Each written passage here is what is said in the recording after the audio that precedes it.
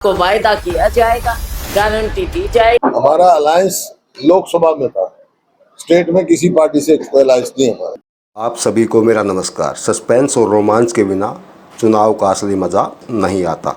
चुनाव में मुकाबला कांटे का हो तो अपनी जीत के लिए दोनों तरफ से पूरी ताकत झोंकी जाती है। फिलहाल कांग्रेस में भी मुख्यमंत्री पद की दौड़ को लेकर हुड्डा और शैलजा के बीच कुछ इसी प्रकार का मुकाबला देखने को मिल रहा है। दोनों नेताओं की लड़ाई से परेशान आला कमान जैसे ही समझौता करवाने के लिए दोनों नेताओं को टेबल पर लेकर आता है, उसके कुछ समय बाद दोनों में से एक नेता ऐसा बयान दे देता है कि जिसके धमाके से पूरी कांग्रेस हिल जाती है। पिछले 2 दिन से कांग्रेस आला कमान द्वारा शैलजा और हुड्डा के बीच सीट बंटवारे को लेकर समझौते की चर्चाएं अभी पूरी तरह से चल भी नहीं पाई थी कि शैलजा ने मुख्यमंत्री पद पर अपना दावा मजबूत करते हुए दलित कार्ड खेल करके पूरी कांग्रेस को हिला दिया।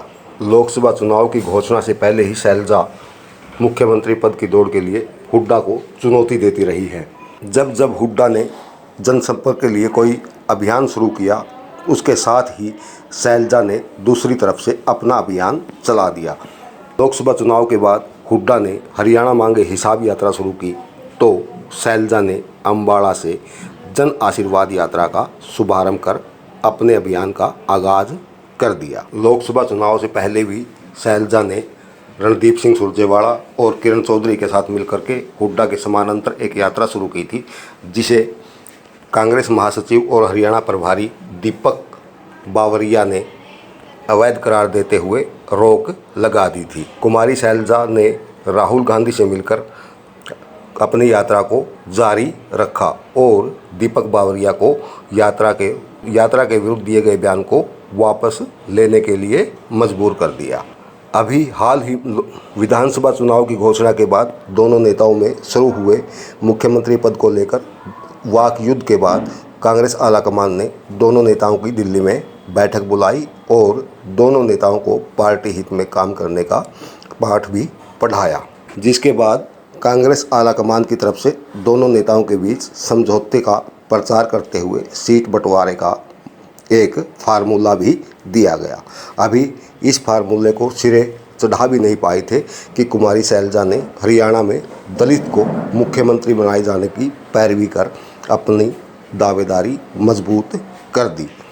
कुमारी शैलजा के इस दाव से कांग्रेस आलाकमान पूरी तरह से हिल गया है, जिसका फिलहाल आलाकमान के पास कोई तोड़ भी नज़र नहीं आ रहा है।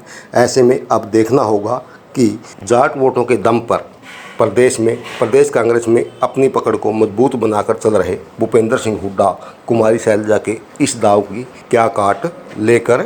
ऐसे में हम कह सकते हैं कि भले ही कांग्रेस आलाकमान दोनों नेताओं के बीच सुलह के दावे कर रहा हो, परंतु फिलहाल तो दोनों ही नेता एक दूसरे को पटकनी देने के लिए कोई भी मौका हाथ से नहीं गंवा रहे हैं। ऐसे में हमें देखना होगा कि 4 अक्टूबर को विधानसभा के चुनाव परिणाम आने के बाद यदि कांग्रेस को बहुमत मिला तो ताज कुमारी शैलजा के सिर पर सजता है या फिर भूपेंद्र सिंह हुड्डा तीसरी बार प्रदेश की कमान संभालने में सफल रहते हैं।